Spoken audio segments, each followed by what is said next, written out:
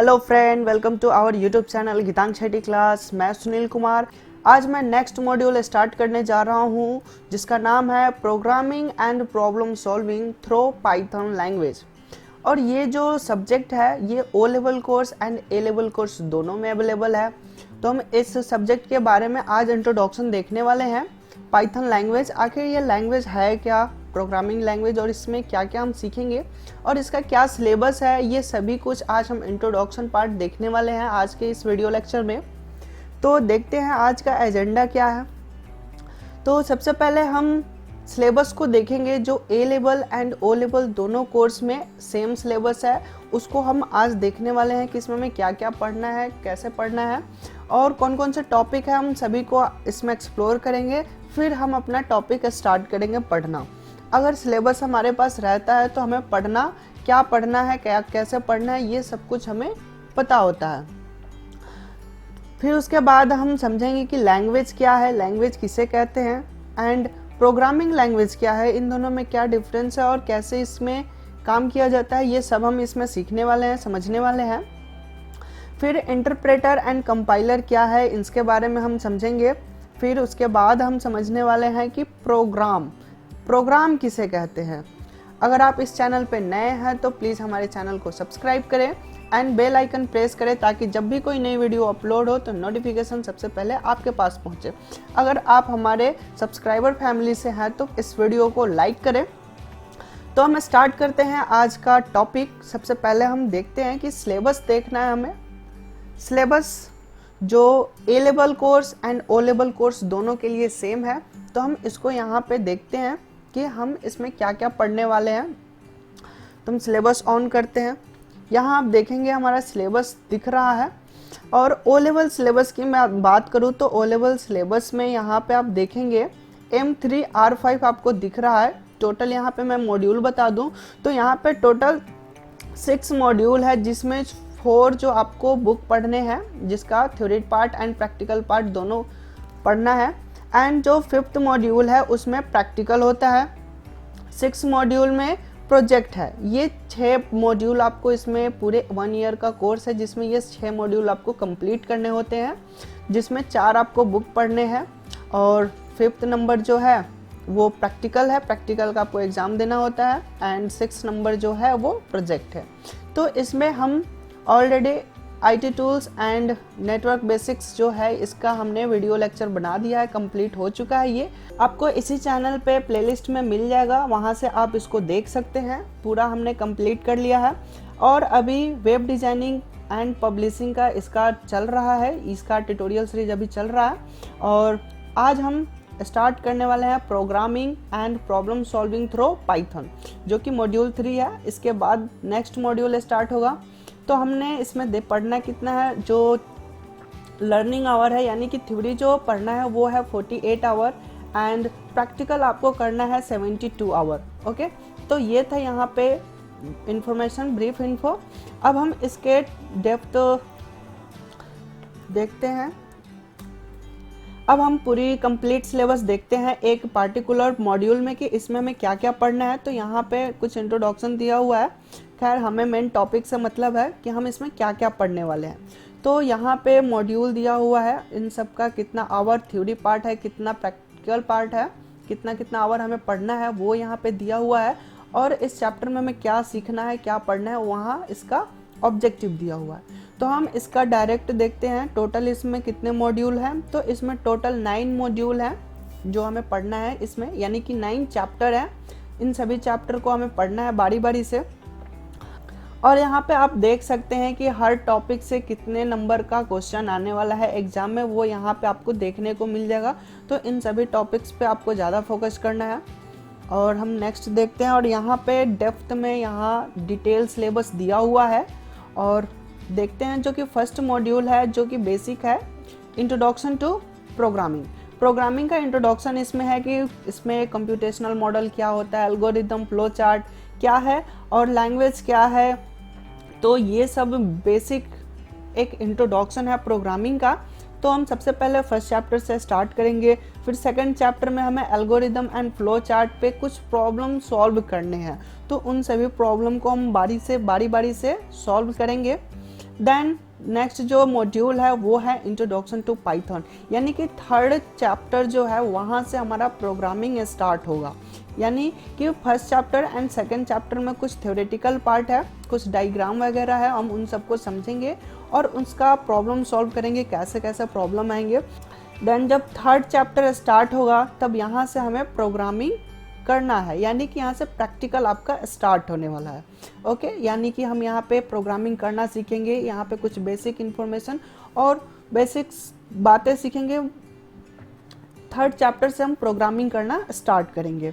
फिर इसमें हम ऑपरेटर, एक्सप्रेशन जो फोर्थ चैप्टर में पढ़ना है इन सबको पढ़ेंगे।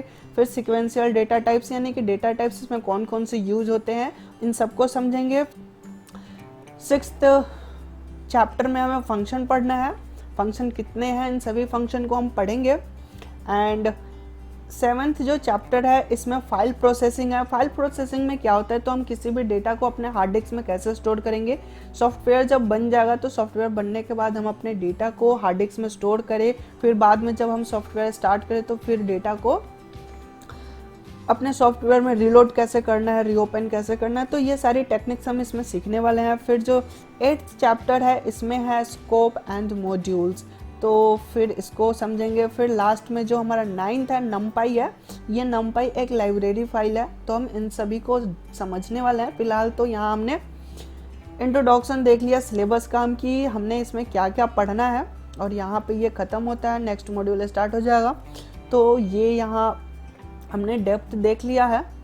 अगर आपको सिलेबस चाहिए तो आप डाउनलोड कर सकते हैं या फिर हम इसका लिंक डिस्क्रिप्शन में दे देंगे, आप वहाँ से डाउनलोड कर सकते हैं। तो यहाँ पे हमने कंप्लीट देख लिया सिलेबस। अब मैं इसको क्लोज करता हूँ। तो हमने सिलेबस देख लिया है। अब हम समझते हैं लैंग्वेज। लैंग्वेज क्या होता है? लैंग्वेज का हिंदी में बता दूँ होता है भाषा। भाषा जिसे हम बातचीत करते हैं, जिस लैंग्वेज में, जैसे हिंदी हुआ, इंग्लिश हुआ, जापानीज हुआ, चाइनीज हुआ, तो ये सब क्या है? लैंग्वेज है। तो लैंग्वेज को समझने के लिए हम एक डायग्राम देखते हैं, इससे समझते हैं कि आखिर ये लैंग्वेज है क्या। तो पहले हम रियल लाइफ से एग्जांपल देते हैं। तो ये एक गर्ल है जो कि इंडियन है, जिसका बेस लैंग्वेज जो है वो है हिंदी। और यहाँ राइट साइड में आप देखेंगे कि यहाँ पे एक जो गर्ल है वो है जापान की, जापानीज गर्ल है, जिसकी बेस लैंग्वेज जो है वो है जापानीज। ठीक है।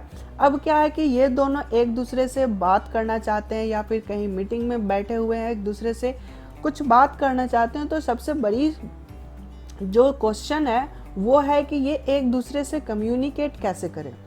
ठीक है, how to communicate with us, ये आपस में एक दूसरे से कम्युनिकेट कैसे करें। तो इस प्रॉब्लम को कैसे सॉल्व किया जाए, तो आप अगर सोचें तो यहाँ पे क्या हो सकता है। तो यहाँ पे एक काम किया जा सकता है कि किसी हम थर्ड पार्टी को रखें जिसे Hindi language and Japanese language दोनों लैंग्वेज आता हो, जो एक दूसरे के बात को ट्रांसलेट करके एक दूसरे के पास पहुँचाने का काम करे। बट यहाँ पे प्रॉब्लम क्या आएगी, अगर ये जो थर्ड पार्टी है ये जब ट्रांसलेशन कर रहा है तो ये कोई ज़रूरी नहीं है कि सही सही ट्रांसलेट करे। हो सकता है कि मिसअंडरस्टैंडिंग भी फैला दे, एक दूसरे के बीच में लड़ाई हो जाए, झगड़ा हो जाए या फिर गलत बातें फैला दे। तो ये बातें हो सकती है, तो इसे हम सजेस्ट नहीं करते। तो हम और बेहतर सोचते हैं। तो और बेहतर क्या हो सकता है, तो हम एक ऐसी कॉमन लैंग्वेज का डेवलप करें जो दोनों सीख सके और दोनों इस लैंग्वेज को समझ सके। जैसे कि इंग्लिश लैंग्वेज इंडियन भी समझ सकते हैं और जापानीज भी समझ सकते हैं। अगर दोनों इंग्लिश लैंग्वेज में वार्तालाप करें, एक दूसरे से कम्युनिकेट करें, बातचीत करें, तो कोई मिसअंडरस्टैंडिंग नहीं होगी। अगर कोई थर्ड पार्टी है तो अगर हम कहीं जा रहे हैं घूमने या फिर कहीं भी जा रहे हैं तो उसे भी हम अपने साथ ले जाना पड़ेगा। तो उसको इन सभी बातों से अवॉइड करने के लिए एक बहुत ही बेहतरीन है लैंग्वेज इंग्लिश लैंग्वेज, जो कि ये दोनों एक दूसरे से कम्युनिकेट कर सकते हैं। ओके, ये बात क्लियर हो चुकी है कि जब हम एक दूसरे से बात करते हैं तो वहाँ पे जिस मेथड का यूज किया जाता है उसे हम लैंग्वेज कहते हैं। तो इसका हम एक डेफिनेशन देखते हैं, the method of human communication, यानी कि मनुष्य जब बात करता है, बात करने का जो मेथड है, तरीका है, उसे हम लैंग्वेज कहते हैं। और वो स्पोकन में भी हो सकता है एंड रिटन में भी हो सकता है, यानी कि कम्युनिकेशन वो लिख के भी कर सकता है या फिर बोल के भी कर सकता है। ठीक है, वही चीज यहाँ पे लिखा हुआ है, the method of human communication either spoken or written, ठीक है, consist of the use of word in a structured and conventional way. यहाँ पे ये बातें कह रहा है कि कम्युनिकेशन का जो मेथड है, इसका जो स्ट्रक्चर है, उसमें क्या कंज्यूम किया गया है, तो वर्ड को। अब कम्युनिकेट करने के लिए या तो स्पोकन मेथड यूज करें या तो रिटन मेथड यूज करें, इन दोनों में क्या होंगे, तो वर्ड्स होंगे, और वर्ड्स किसी एक लैंग्वेज का होगा। अब वो किसी भी लैंग्वेज का हो सकता है, हिंदी का भी वर्ड होता है, इंग्लिश लैंग्वेज का भी वर्ड होता है, जापानीज लैंग्वेज का भी वर्ड होता है। तो वर्ड्स सबसे ज़्यादा इंपॉर्टेंट रोल करता है लैंग्वेज में। ओके, यहाँ तक बात क्लियर हो चुकी होगी कि जब ह्यूमन एक दूसरे से बातचीत करता है तो उस मेथड को लैंग्वेज कहा जाता है। तो यहाँ तो ह्यूमन से रिलेटेड बातचीत थी। अब हम समझते हैं प्रोग्रामिंग लैंग्वेज क्या है। तो यहाँ आप देख सकते हैं कि एक प्रोग्रामर है जिसे हाई लेवल लैंग्वेज आता है, और एक हमारे पास कंप्यूटर है। तो कंप्यूटर को कौन सी लैंग्वेज आती है, तो बाइनरी लैंग्वेज। अब ये एक दूसरे से कैसे कम्युनिकेट करें, तो यहाँ भी एक लैंग्वेज आता है जिसे हम प्रोग्रामिंग लैंग्वेज कहते हैं। अब ये क्या करता है प्रोग्रामिंग लैंग्वेज, तो जो प्रोग्रामर है, जो सॉफ्टवेयर इंजीनियर होते हैं, वो कुछ प्रोग्राम करते हैं, कुछ कोड लिखते हैं। कोड लिखने के बाद क्या होता है, तो प्रोग्रामिंग लैंग्वेज एक फाइल बनाता है, जिस फाइल का नाम क्या है, तो बाइट कोड और बाइट फाइल। यानी कि हम इस फाइल को बाइट कोड भी कह सकते हैं या बाइट फाइल भी कहते हैं। और बाइट कोड या बाइट फाइल जो बना है, इसमें क्या होता है, तो 010101 होता है, जिसे हम बाइनरी लैंग्वेज कहते हैं। अब जब ये फाइल बाइनरी लैंग्वेज बन जाएगा, जिस पेपर पे ये लिखा जाएगा बाइनरी लैंग्वेज, उस पेपर को कंप्यूटर हमारा आसानी से रीड कर सकता है। ओके, तो यहाँ पे प्रोग्रामिंग लैंग्वेज क्या कर रहा है, तो एक तरह से ट्रांसलेशन का काम कर रहा है। जैसे कि हाई लेवल लैंग्वेज को मशीन लैंग्वेज या कंप्यूटर लैंग्वेज में ये ट्रांसलेट करने का काम करता है। तो अब हम यहाँ पे ट्रांसलेटर को थोड़ा देख लेते हैं कि यहाँ पे कौन कौन से ट्रांसलेटर है। तो प्रोग्रामिंग लैंग्वेज में 3 टाइप्स के ट्रांसलेटर होते हैं। पहला ट्रांसलेटर असेंबलर, जो असेंबली लैंग्वेज को ट्रांसलेट करता है। अभी हम सभी लैंग्वेज को समझेंगे, फिलहाल अभी हम ट्रांसलेटर पे फोकस कर रहे हैं। जो फर्स्ट ट्रांसलेटर है उसका नाम है असेंबलर। जो सेकंड है वो है कंपाइलर। कंपाइलर का काम क्या है, तो कंपाइलर जो ट्रांसलेटर है, ये पूरे डॉक्यूमेंट को एक बार में रीड करता है, यानी एक बार में ट्रांसलेट करता है। असेंबलर क्या करता है, तो वो मशीन लैंग्वेज को असेंबली लैंग्वेज को ही ट्रांसलेट करता है, वो सिंपल एक लैंग्वेज को ही ट्रांसलेट करेगा। और कंपाइलर जो है वो हाई लेवल लैंग्वेज को तो कन्वर्ट करने का काम करता है, बट ये काम कैसे करता है, तो पूरे जितने भी कोड लिखे हुए हैं, जितना भी प्रोग्राम लिखा हुआ है, उन सभी को एक टाइम में ट्रांसलेट करने का काम करता है। अब जो थर्ड नंबर पे है वो है इंटरप्रेटर। इंटरप्रेटर कैसे वर्क करता है, तो इंटरप्रेटर एक टाइम में एक लाइन को ही ट्रांसलेट करता है। आई होप कि ये क्लियर हो चुका होगा। असेंबलर ट्रांसलेटर जो है वो असेंबली लैंग्वेज को ट्रांसलेट करता है। असेंबली लैंग्वेज जो लो लेवल लैंग्वेज जिसे हम कहते हैं वो है, एंड कंपाइलर जो है ये हाई लेवल लैंग्वेज को लो लेवल लैंग्वेज में कन्वर्ट करता है, बट एक टाइम में पूरे प्रोग्राम को कन्वर्ट करता है। और इंटरप्रेटर ये भी हाई लेवल लैंग्वेज को लो लेवल लैंग्वेज में ट्रांसलेट करने का काम करता है, बट ये एक टाइम में एक लाइन को ही ट्रांसलेट करता है। तो इन तीनों में आपको डिफरेंस क्लियर हो चुका होगा। अब हम थोड़ा सा इसका डेफिनेशन देख लेते हैं एक। तो programming language are used for developed computer software to implement algorithms.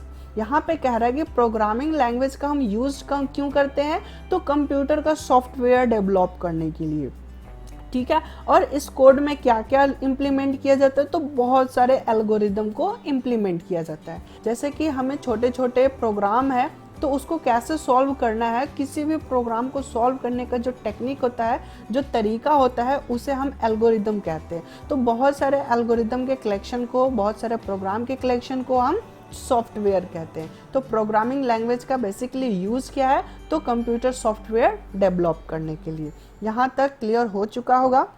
और जो ये प्रोग्रामिंग लैंग्वेज है ये बहुत ही बेहतरीन वे प्रोवाइड करता है जिसके मदद से हम हार्डवेयर से कोई वर्क करवा सकते हैं। यानी कि प्रोग्रामिंग लैंग्वेज की मदद से हम सॉफ्टवेयर डेवलप किया और सॉफ्टवेयर हम हार्डवेयर पे इंस्टॉल करेंगे और हार्डवेयर पे जब इंस्टॉल होगा तो वो वर्किंग में आएगा। अगर हार्डवेयर में सॉफ्टवेयर इन्वॉल्व नहीं है, इंस्टॉल नहीं है, तो हार्डवेयर कुछ काम नहीं कर सकता। तो हार्डवेयर पे यानी कि कंप्यूटर से कोई काम करवाना है तो उसके लिए हमें सॉफ्टवेयर की ज़रूरत पड़ेगी और सॉफ्टवेयर डेवलप करने के लिए प्रोग्रामिंग लैंग्वेज की ज़रूरत पड़ने वाली है। अब हम समझते हैं types of language. There are 3 types of programming language. Programming language 3 types में डिवाइड किया गया है, जिसमें फर्स्ट जो है वो है लो लेवल लैंग्वेज, और ये एक ऐसा लैंग्वेज है जो हार्डवेयर पर डायरेक्ट वर्क करता है और इसे हम मशीन लैंग्वेज के नाम से भी जानते हैं, जिसका एग्जांपल आप यहाँ पे देख सकते हैं, असेंबली लैंग्वेज लिखा हुआ है। तो ये जो लैंग्वेज है ये लो लेवल लैंग्वेज है जो कि डायरेक्ट हार्डवेयर पे वर्क करता है और इसी गुण के कारण ये बहुत ही फास्ट है बाकी अदर लैंग्वेज के कंपैरिजन। नेक्स्ट जो लैंग्वेज है वो है middle level language. Middle level language जो है वो सपोर्ट करता है लो लेवल लैंग्वेज को एंड हाई लेवल लैंग्वेज को। यानी कि जो यहाँ पे एग्जांपल देख रहे हैं सी एंड C++, इसमें हम लो लेवल लैंग्वेज को भी हम इम्प्लीमेंट कर सकते हैं, यानी कि असेंबली प्रोग्राम भी लिख सकते हैं एंड हाई लेवल जो प्रोग्रामिंग होते हैं हम उसको भी इसमें लिख सकते हैं। तो मिडिल लेवल लैंग्वेज का एग्जाम्पल क्या हो जाएगा, C एंड C++। ये भी एक प्रोग्रामिंग लैंग्वेज है। और थर्ड नंबर को हम देखते हैं, थर्ड नंबर में है हाई लेवल लैंग्वेज। तो हाई लेवल लैंग्वेज क्या सपोर्ट करता है, तो ऑब्जेक्ट ओरिएंटेड प्रोग्रामिंग कंसेप्ट, और ये बहुत ही बेहतरीन और बहुत ही ज़्यादा यूज होने वाला ये लैंग्वेज है। और ऑब्जेक्ट ओरिएंटेड प्रोग्रामिंग की बात करें तो ये हमारे रियल लाइफ के प्रॉब्लम को सॉल्व करने के लिए इसका यूज़ किया जाता है, जिसका आप एग्जांपल यहाँ पे देख सकते हैं, जावा, पाइथन, .NET एक्सेट्रा एक्सेट्रा। बहुत सारे ऐसे लैंग्वेज है जो हाई लेवल लैंग्वेज है, जैसे कि फोर्ट्रॉन हुआ, कोबोल हुआ, और भी बहुत सारे लैंग्वेज है। बट हमें जो पढ़ना है वो है पाइथन। हमारा जो सिलेबस है वो है पाइथन, हम इसको पढ़ने वाले हैं। और ये क्या है, तो हाई लेवल लैंग्वेज है और पाइथन भी ऑब्जेक्ट ओरिएंटेड प्रोग्रामिंग कंसेप्ट को सपोर्ट करता है। और ऑब्जेक्ट ओरिएंटेड प्रोग्रामिंग को हम शॉर्ट में ओप्स भी बोलते हैं। अब हम समझते हैं प्रोग्राम क्या है। प्रोग्रामिंग लैंग्वेज भी समझ गए, प्रोग्रामिंग के टाइप्स भी समझ गए। अब प्रोग्राम को समझते हैं कि एक्चुअली में प्रोग्राम है क्या और उसको हम क्यों करेंगे, क्यों लिखेंगे, क्यों डेवलप करेंगे। तो a program is a collection of instruction that can be executed by a computer to perform a specific task. यहाँ पे ये बता रहा है कि प्रोग्राम बहुत सारे इंस्ट्रक्शन का कलेक्शन है, बहुत सारे आदेशों का समूह है जो कि कंप्यूटर के द्वारा एग्जीक्यूट किया जाता है। यानी कि कंप्यूटर इस इंस्ट्रक्शन को फॉलो करता है, इसको एग्जीक्यूट करता है, उस पर काम करता है।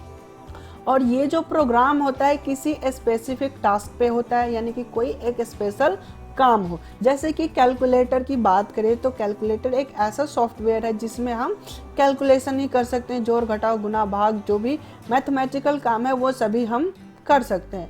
मगर हम सोचे कि उसमें कोई म्यूजिक प्ले करें, कोई वीडियो प्ले करे, तो क्या ये पॉसिबल है? नहीं, क्योंकि वो उसका काम नहीं है, वो स्पेशल टास्क है जो कैलकुलेशन करना है और कैलकुलेटर केवल कैलकुलेशन करना ही कर सकता है। अगर मैं और एग्जांपल दूं तो जैसे व्हाट्सअप एक एप्लीकेशन है, एक प्रोग्राम है, तो व्हाट्सअप के अंदर हम फेसबुक को कभी नहीं चला सकते, बिकॉज कि फेसबुक जो है वो अलग सॉफ्टवेयर है और व्हाट्सअप जो है वो अलग प्रोग्राम है। तो जब भी कोई सॉफ्टवेयर या प्रोग्राम डेवलप किया जाता है तो वो उसका काम क्या है, एक स्पेशल टास्क को परफॉर्म करना। और ये किसके द्वारा परफॉर्म किया जाएगा, तो कंप्यूटर के द्वारा। आइए हम एग्जाम्पल के थ्रू समझते हैं। यहाँ पे आप देखेंगे कि यहाँ पे एक एडिशन का प्रोग्राम लिखा गया है और एडिशन में आप यहाँ पे ध्यान दें तो क्या क्या है मैं इसको समझा दूँ। तो यहाँ पे आप सबसे पहले देखते हैं कि a की वैल्यू कितनी है 10 एंड v की वैल्यू कितनी है 20। ओके, और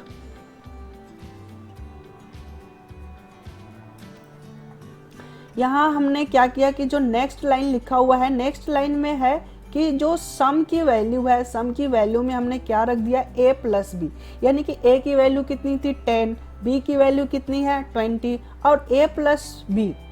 अब इसका जो भी रिजल्ट आएगा वो रिजल्ट हमने किस में रख दिया, सम में रख दिया। सम को अब हम क्या करते हैं, नेक्स्ट लाइन में डिस्प्ले कर दिए।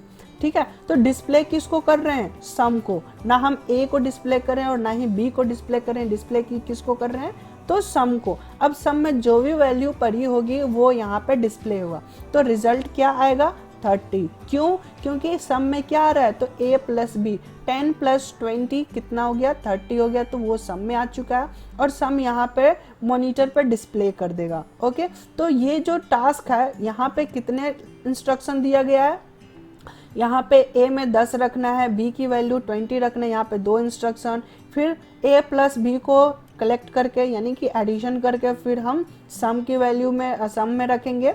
सम एक वेरिएबल है जिसमें हम रख दिए, और फिर नेक्स्ट जो इंस्ट्रक्शन है यहाँ हमने सम को डिस्प्ले कराया और रिजल्ट हमारा कितना आ गया, 30। तो ये एक बहुत छोटा प्रोग्राम है जिसको हम आपको सामने रखे हैं और इससे आपको समझना बहुत ही इजी हो जाएगा। यहाँ पे हमने एक प्रोग्राम एडिशन का रखा है। ठीक है, एक और हम प्रोग्राम को समझते हैं जो है सबट्रैक्शन। अब सबट्रैक्शन में क्या हो रहा है, तो यहाँ पे आप देखेंगे कि यहाँ पे कुछ इंस्ट्रक्शन रखे हुए हैं और ये सारे इंस्ट्रक्शन किसके द्वारा चलाया जाएगा, कंप्यूटर के द्वारा। ठीक है, इस बात को ध्यान रखना है। और कंप्यूटर अब फिर नेक्स्ट प्रोग्राम में क्या करेगा, तो a में 20 रखेगा, b में 10 रख देगा और सबट्रैक्ट, ये जो सब है सब सबट्रैक्ट का शॉर्ट फॉर्म में हमने लिख दिया है और सबट्रैक्ट में क्या आ जाएगा, a माइनस बी। तो अब यहाँ पे रिजल्ट क्या आएगा, जो भी आएगा अब हम डिस्प्ले करा रहे हैं सब को। सब जब डिस्प्ले हो जाएगा तो रिजल्ट हमारा कितना आ जाएगा, 10, बिकॉज कि 20 माइनस 10 इज इक्वल टू 10। ठीक है, तो इस तरह से हमने कुछ प्रोग्राम बना लिया है। नेक्स्ट प्रोग्राम देखते हैं। नेक्स्ट एक और प्रोग्राम है जो कि है मल्टीप्लाई का। मल्टीप्लाई में हमने a में 5 रख दिया, b में 5 रख दिया। अब हम नेक्स्ट में क्या किए, तो a इंटू बी कर दिए, दोनों को हमने यहाँ पे मल्टीप्लाई कर दिया। यहाँ पे एक चीज़ आप नोटिस करेंगे कि कंप्यूटर में मल्टीप्लाई करने के लिए क्रॉस सिंबल का यूज नहीं किया जाता है, यहाँ पे स्टार सिंबल का यूज किया जाता है। ओके, इस चीज़ को आप ध्यान रखिएगा और इसको हम एस्ट्रिक्स भी बोलते हैं। अब हम क्या कर रहे हैं, नेक्स्ट इंस्ट्रक्शन में मल्टीप्लाई को डिस्प्ले करा रहे हैं। डिस्प्ले कराने के बाद रिजल्ट हमारा क्या आ जाएगा, 25। तो प्रोग्राम का जो डेफिनेशन हमने बताया है कि a program is a collection of instruction. ये बहुत सारे इंस्ट्रक्शन का कलेक्शन आप यहाँ पे देख सकते हैं। यहाँ पे छोटे छोटे प्रोग्राम हमने बना रखे हैं अलग अलग सेपरेट करके, ताकि आपको समझ में आए। और हर प्रोग्राम में 4 लाइन 5 लाइन का इंस्ट्रक्शन लिखा हुआ है और ये किसके द्वारा एग्जीक्यूट कराया जाएगा, तो कंप्यूटर के द्वारा एग्जीक्यूट कराया जाएगा। ओके, और एक और हमने प्रोग्राम बनाया है डिवीजन का, और इसमें भी वही काम कर रहे हैं कि हमने 2 वैल्यू लिए, दोनों को डिवाइड किए, फिर डिवाइड को हमने डिस्प्ले करा दिया और रिजल्ट जो आएगा वहाँ पे डिस्प्ले हो जाएगा। ठीक है, अब हम एक फाइनल मॉड्यूल बनाते हैं, एक फाइनल प्रोग्राम बनाते हैं जिसका नाम हम रखते हैं कैलकुलेटर।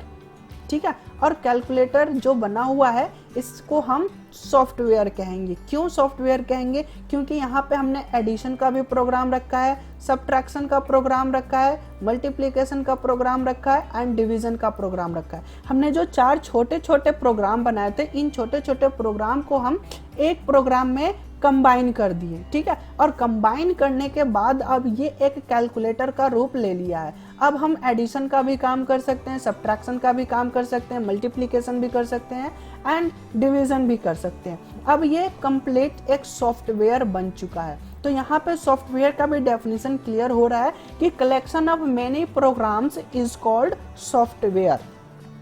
यहाँ पे हमने लिखा है software is a collection of data और प्रोग्राम। ठीक है, यहाँ पे डेटा एंड प्रोग्राम के कलेक्शन को हम सॉफ्टवेयर कहेंगे। डेटा क्या है, तो जैसे हमने यहाँ पे 10, 20 कुछ इंस्ट्रक्शन, ये सारी कोड जहाँ हमने लिख रखा है ये सब डेटा कहलाएगा। ठीक है, तो डेटा एंड प्रोग्राम के कलेक्शन को हम सॉफ्टवेयर कहते हैं। Which tells the computer how to work, जो क्या करता है, तो कंप्यूटर को कैसे क्या काम करना है ये बताता है। ठीक है, जैसे अब एडिशन करना है तो एडिशन कैसे करना है, तो एडिशन करने का तरीका यहाँ पे लिखा हुआ है। जैसे कि आप कोई रेसिपी देखते हैं, कोई आपको डिश बनाना है तो डिश कैसे बनेगा तो उसका आप रेसिपी देखते हैं। ठीक है, वैसे ही यहाँ भी है कि हमें एडिशन करना है तो एडिशन कैसे करना है तो उसकी सारी रेसिपी यहाँ पे लिखी हुई है। इसको ये फॉलो करेगा कंप्यूटर तो यहाँ पे एडिशन परफॉर्म हो जाएगा। ठीक है, यहाँ तक क्लियर हो रहा होगा। अब नेक्स्ट लाइन को देखते हैं।